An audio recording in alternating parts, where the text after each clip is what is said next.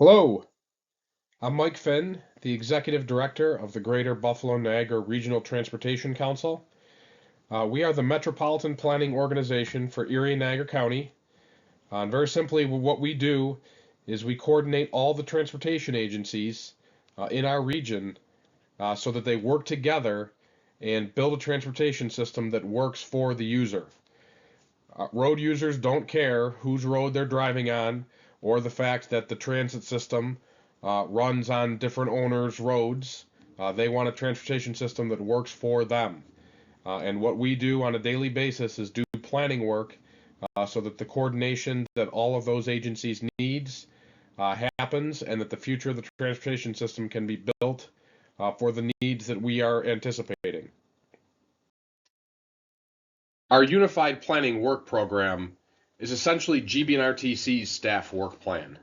It covers three main areas that we handle on a yearly basis. First, covering all of the federal work requirements. So within the Infrastructure Investment and Jobs Act and even prior federal transportation bills, there's a whole list of things that MPOs are required to do to maintain compliance with federal requirements. And we do all of those. They include things like developing and updating the long-range transportation plan, maintaining our transportation improvement program. That's our 5-year capital plan. It also includes doing the UPWP like we're doing here. In addition, we work to advance the goals of the long-range transportation plan. Every 5 years, we do an update to our long-range transportation plan to map out where we want to be on at least a 20-year horizon. Our current LRTP looks out to 2050. Within the scope of this plan, we're going to be updating it to look out to 2060. And then within the long-range transportation plan, there's a series of goals and objectives that we have, and we work and develop tasks in our UPWP to meet those goals. Last, we do work to support our member agencies, so it's not necessarily things that are specific to the long-range transportation plan exactly. They're more short-term things, but they still do work to build towards the long-range transportation plan. The UPWP follows a relatively formal development process that starts in November when the New York State Department of Transportation issues a call letter to all of the MPOs in New York State saying, here's how much money you have for planning for the next year, and here are the requirements of the UPWP that we need you to have done by March 1st. We start our process actually before that, though. We start in the early fall. I would say in September, we started looking at the status of our existing projects to figure out what projects we would need to have actually carry over into the next UPWP and what was going to be complete in the current planning UPWP year. We also start to discuss with our member agencies what are some new projects that they would like us to do within the 2-year period, 26 to 28, of the next UPWP. From there, we develop our initial member agency review draft. So our member agencies get a first review of the UPWP so they can comment on it before it goes out to public review. And then we get to the part where we are right now, issuing the UPWP for public review and comment. I'll get to at the very end exactly when the process ends and how you can make comments. The final step is an approval by our policy committee, and that's scheduled for the end of February. Like I mentioned, part of the call letter is that NISDOT requires us to have this process complete by March 1st. So we have that policy meeting scheduled for the end of February to cover that. Part of the federal requirements for developing the UPWP includes speaking to how we achieve the federal planning factors. And the federal planning factors are actually specified right in the Infrastructure and Investment and Jobs Act and have been around for actually a few successive infrastructure bills. There are 10 planning factors. I'll just list a couple of them. You can read all of them within the UPWP. But they're things like supporting economic vitality, increasing safety, increasing accessibility and mobility, enhancing connectivity, emphasizing system preservation. Within the structure of how we do that, we speak to how we're going to achieve those federal planning factors by each task. In addition, we do linkage between our UPWP and our long-range plan. A big part of the UPWP is to speak to how you are achieving the goals of the long-range plan, and within each task, we describe how we do that. One of the things that I want to note, our prior UPWPs included federal planning emphasis areas. Those, however, were rescinded by the current federal administration. I want to point out, though, that our approach hasn't changed just because the federal planning emphasis areas are no longer with that. So anyone who's looking or who liked how the planning emphasis areas guided our planning, we're not changing how we do it. We're just not specifying how we're achieving the planning emphasis areas because they're not part of the federal requirement anymore. Another one of the federal requirements of the Bipartisan Infrastructure and Jobs Act was the 2.5% set aside for complete streets fundings. Essentially, we have to use 2.5% of all of our funding for complete streets planning. Now, that was no problem for GB&RTC when this was put into place, because we've been doing complete streets planning for many years. And all of these funds will be used towards bike master plan implementation efforts. That's how we've been addressing them since they were started, and that's how we plan to continue using them going forward. I wanted to speak briefly about how the tasks are structured within the UPWP to help readers orient themselves to the structure of it as they're going through the document. Each of the tasks start with a title at the very top. For example, this one, Regional Bike Network Level of Traffic Stress Assessment, for each one. Under that are the federal planning factors and related LRTP goals. And within that, we define for each task which of the planning factors and which of the long-range transportation goals we are addressing with this specific task. For this task, we felt that we were addressing all of the planning factors and all of the long-range planning goals. You'll see within the document, however, that some of the tasks only address some of the planning factors or some of the goals. And then beneath that, there's an objective that describes exactly what we're trying to do. We talk about who's actually going to be performing the work, whether that's GB&RTC staff, which is the case for this task, or if we're going to be using consultants or other outside agencies are involved as well to coordinate with us. There is an estimated start time and duration so that we can speak to how we're going to do this work and when this is going to take place. And then finally, the product. That's ultimately what we are looking to deliver with this task. All right, now that I've gone through and described what the UPWP is and how it's structured, I'm going to talk about the current status of our existing UPWP, what projects got done, what projects are going to be carrying over into the next UPWP, as well as the new tasks that we're building into the next UPWP. But first, let's start with what got done in the current UPWP, and I've listed a number of projects just to touch on a few of them. Our MPO governance document got updated. That was a really important one. That had not been updated since 2012. We also completed our federal recertification of GB&RTC in 2024. We updated our public involvement plan. We did for the first time Niagara Falls local road scoring. So we have been doing road scoring, pavement condition road scoring for all roads in the federal network in Erie and Niagara County for many years. Erie and Niagara counties also ask us to do their non-federally owned roads as part of their asset management plan. We've been able to facilitate that. This year we did that for Niagara Falls. In addition, we did a number of bicycle master plan feasibility studies. The Lancaster Heritage Trail, the Amherst Peanut Line, and Niagara County Joint Trails were all completed within this UPWP period. We updated our TIP. That was a very major accomplishment. The TIP is our 5-year capital plan, as I mentioned previously, and that was a very major undertaking that we just completed this fall. And last, our comprehensive climate action plan report for Erie and Niagara counties. We completed the report this fall. Data reporting, however, will continue. So this is kind of a hybrid report. We reached a major milestone for this project and definitely want to mark that as completed. But this project, you'll note, will be continuing in our UPWP because we'll be doing data reporting for the next 2 years. Now let's talk about some of our work in progress. These are tasks that have been started in this current UPWP and will be continuing into the next.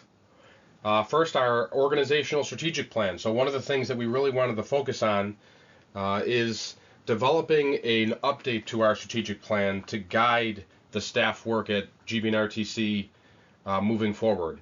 This is something that we have not done since 2002, so over 2 decades, and we think it's a really good opportunity to step back and refocus our efforts and make sure that we're moving in the right direction for all of our members, as well as the whole of the public in Western New York.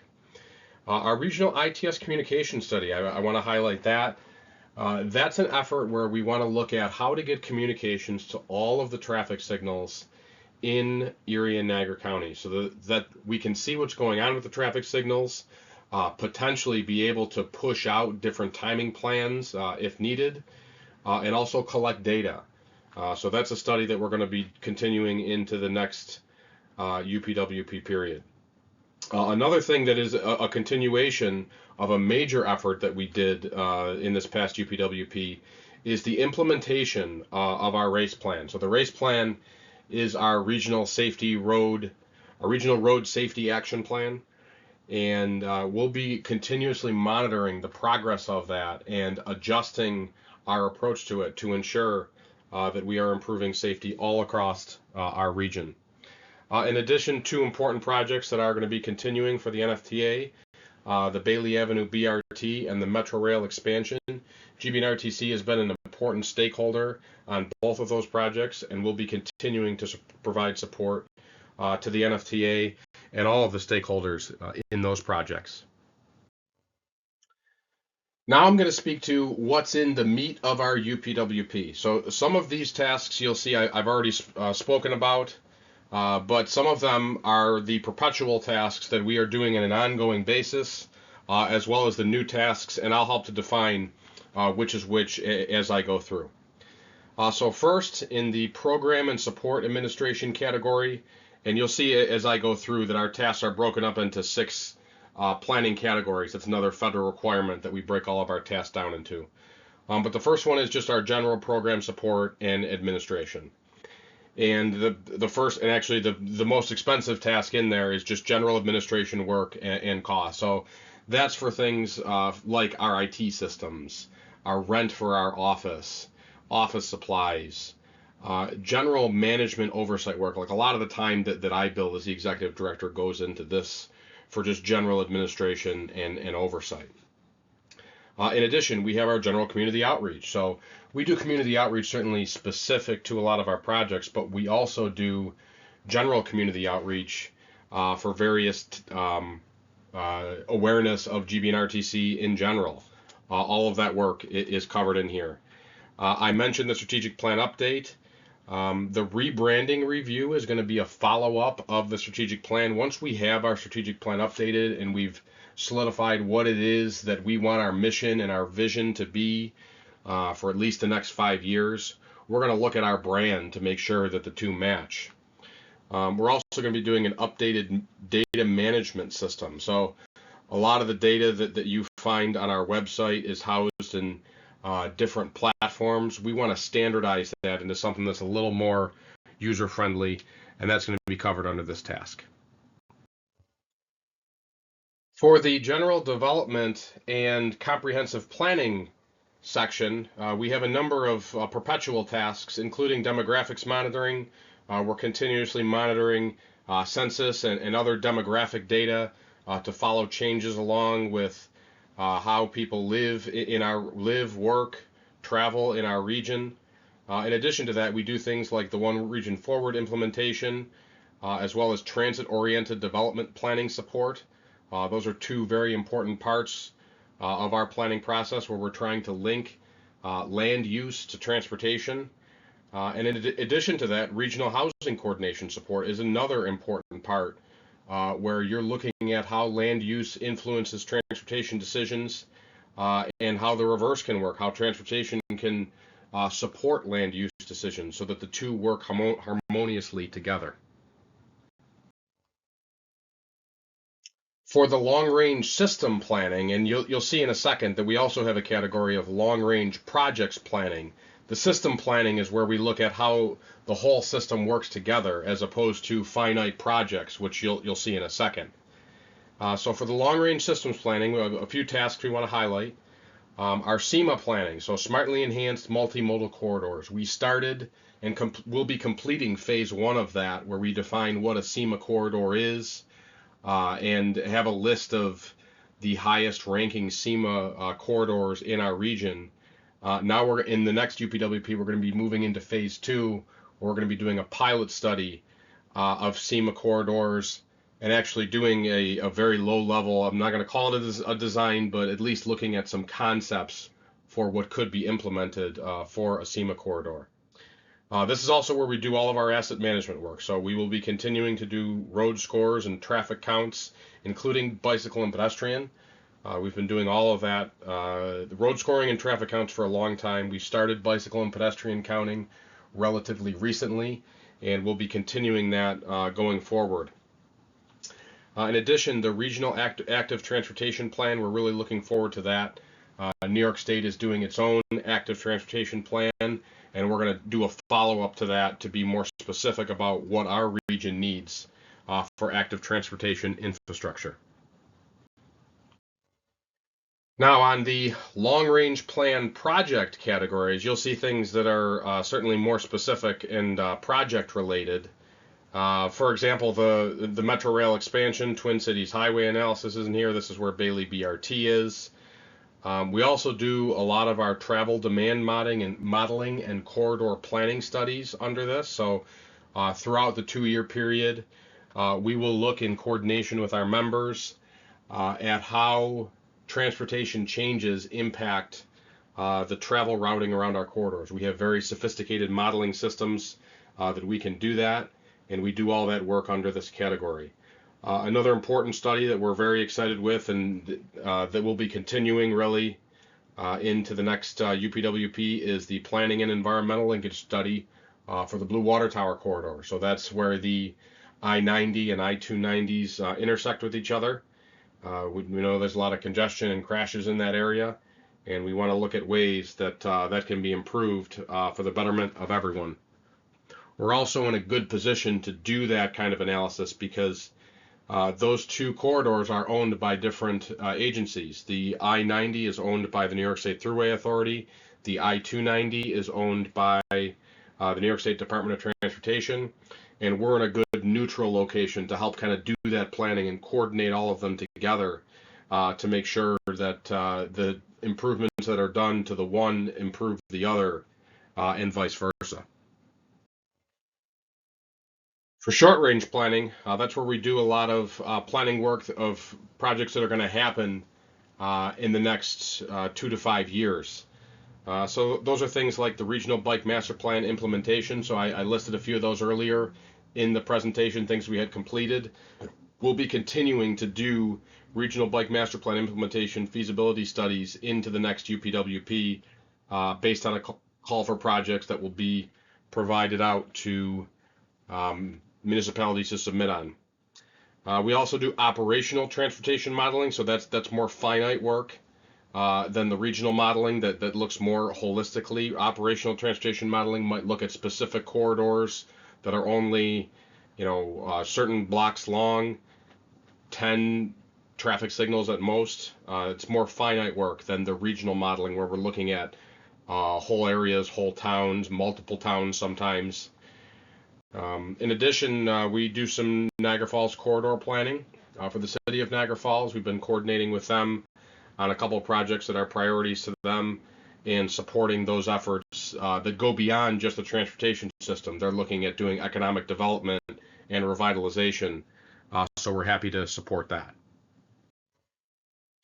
The TIP is such an important part of our overall work that it has its own section of the UPWP. And since we aren't going to be doing a new TIP within this work program, we'll just be continuing to support the existing TIP with monitoring and maintenance, which does take a lot of effort.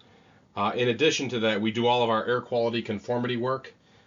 So that's a federal regulation that all of the projects we have to look at to verify that they meet air quality conformity. However, we will be starting some of the new tip development within this 2-year period. We won't actually have it completed, but we'll be starting some of the planning for it within this period. The last section is called Other Activities.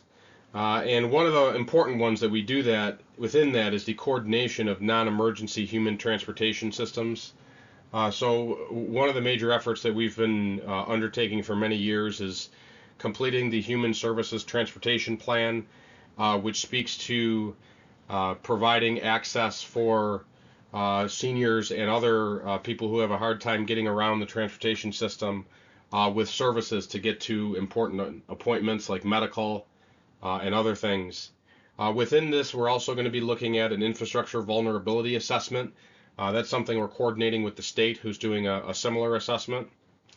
I also want to mention 2 grant initiatives that we'll be undertaking within this UPWP. First is the Protect Grant, Planning for Extreme Weather. New York State DOT was a awardee of this. GBNRTC is a subrecipient, and our role is going to be doing public outreach as part of this process. So we'll be talking to the public and figuring out what ways they like to get information about extreme events and about how impacts to the transportation system are occurring. Second grant that the New York State Thruway got was through the Bridge Improvement Program to study the future of the Grand Island bridges. Similarly, we are a subrecipient tasked with doing public outreach for that. We're also going to be supporting this specific project with regional transportation modeling like we do for many of our efforts. All right, now that I've gotten through discussing the tasks within the UPWP, I want to talk briefly about the finances. This chart is called a Sankey chart, and it shows very well the flow of funding that comes to GBNRTC. So to briefly summarize this, some of the main points you want to pay attention to. The total revenue for the 26-27 year is that 7.9 million number you see on the middle left of the Sankey chart. To the left of that are all the different sources of revenue that make up that 7.9 million. And that essentially is a mix of new FHWA funds, carryover FHWA funds from prior years, new FTA funds, carryover FTA funds, and a little bit of grant revenue that you can see at the bottom. That all flows out to approximately 5.1 million of expenses that we are proposing to spend in the 26-27 fiscal year, and then we're projecting to carry over 2.7 million into the following year. And then you can see how those expenses break out as you continue to the right, and then the final section on the right shows how much of the 5.1 million is spent on finite projects. Those are actual project efforts versus perpetual work, and you'd see it's essentially 50-50. Half of our work is perpetual, ongoing compliance type work, and the other half is able to be spent on finite projects. And then the last are the grant funds.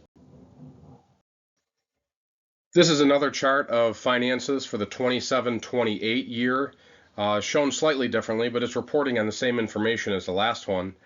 You can see at the top, we're starting with that carryover amount of funds, 2.73 million, adding 3.32 million to that as the 27-28 estimated allocation for a total amount of revenue available, 6 million.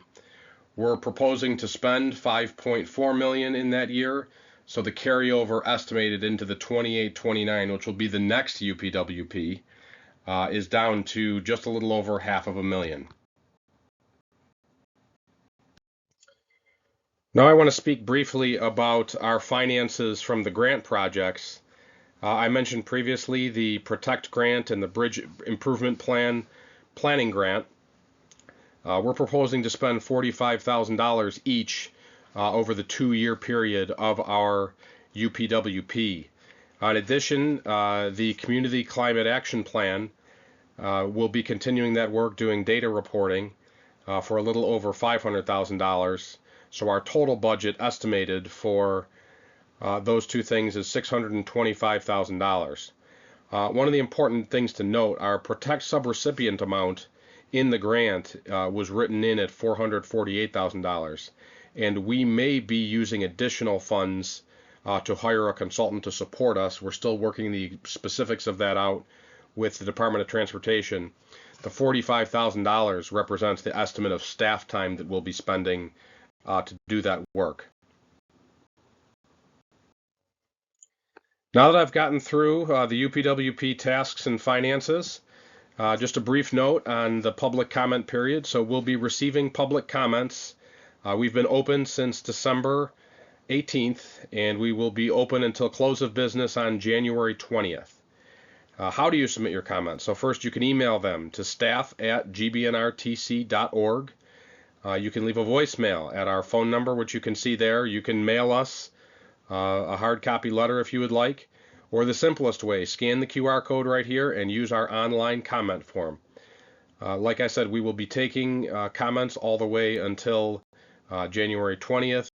Any of the comments that we will receive will be responded to, and we will report them to our members, both the comment and the response, prior to them voting and taking action to approve the document. All right, that's it. Thank you so much for attending our presentation. I really appreciate your interest in the UPWP. Please, if you are interested, submit comments or any questions that you have, and we'll do our best to answer them. Thank you.